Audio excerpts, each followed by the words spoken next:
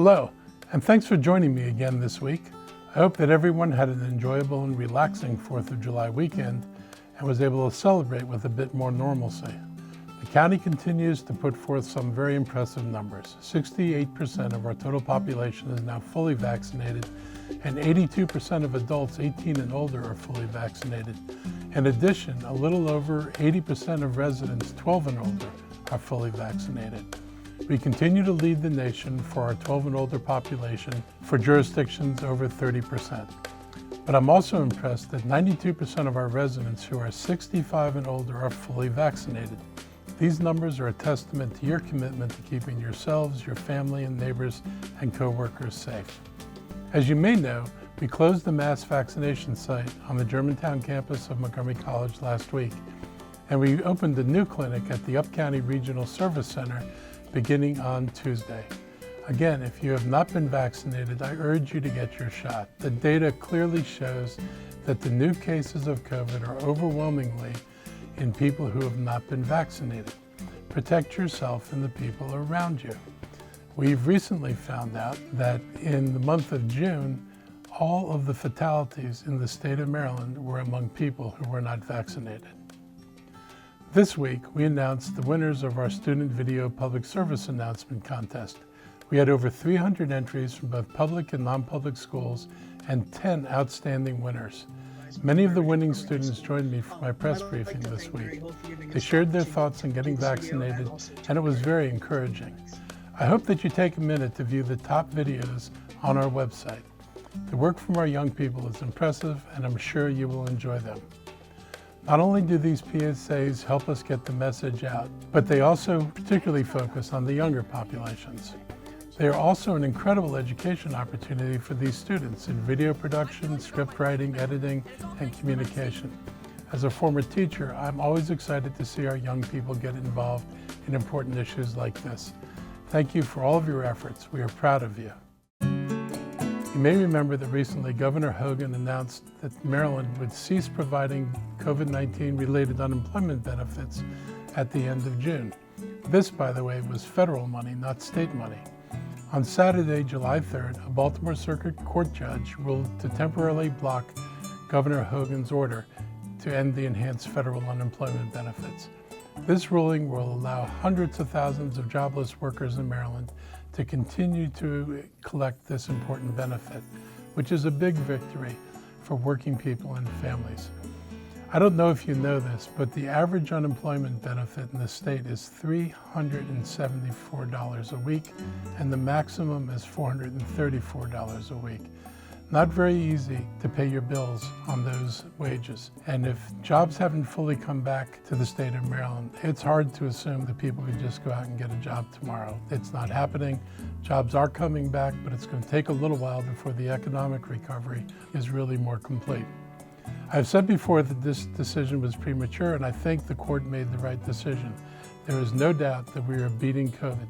People getting vaccinated in pretty high numbers, but the economic impact of COVID is not going to go away with a shot.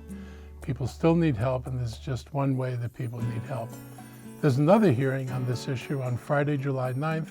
It's my hope this court will have the same ruling as last week, where people and families win. This week, I announced an exciting new project that is an important part of our effort to preserve affordable housing in Montgomery County at the Alpine View Apartments. As the county grows, development pressures threaten our existing stock of affordable housing, and it is happening at the same time we are trying to protect tenants from displacement. The Alpine View property owners showed a willingness to work with us to preserve access to affordable housing and expand it at deeply affordable levels. And now there will be 564 affordable units with additional deeply affordable units included in the project, as well as market rate units. This project is a win-win for all of us. Last week, I announced the preliminary results of an audit that was conducted to review our police department. This week, we shared that report during a community forum. This forum is part of our Reimagining Public Safety initiative. When we started this initiative, I promised to provide regular updates to the community, and this week's forum is the latest update. After the shooting of Robert White and a public meeting on policing in the county more generally, I determined that we were going to seek more data from the department and that we were going to bring expertise in to help us rethink how we do policing in the county.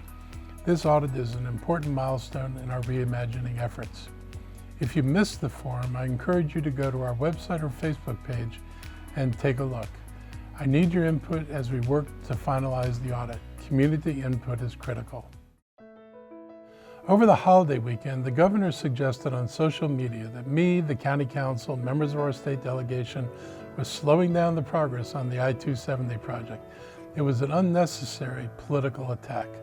The solution that I've proposed is simpler, quicker, and cheaper for the taxpayers and motorists.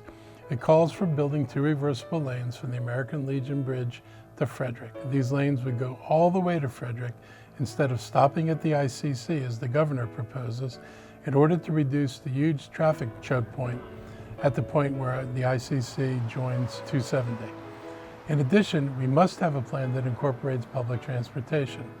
We have been and will continue talking with the State Transportation Department and will continue to do so. The people of this region don't want to see this debate over this issue. They want us to resolve it. We want a resolution that's good for the state, county, and region, and the approach I proposed is just that. I will certainly keep you posted on our progress. I want to remind you that this project is a public-private partnership, a P3, and while the governor says it won't cost taxpayers anything, the fact is it will be our taxpayers who are paying the tolls. A project that's unnecessarily expensive is not the kind of thing that we need. This is the reason we think the 2-lane reversible makes sense, because Montgomery County's traffic, as all of you know, on 270, is heavily congested going southbound in the morning and heavily congested going northbound in the evening.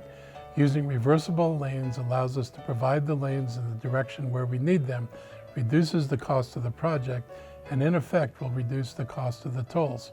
In addition, while the governor talks about the American Legion Bridge, I want to point out that when the governor and I first discussed this at a public meeting, he didn't mention the bridge.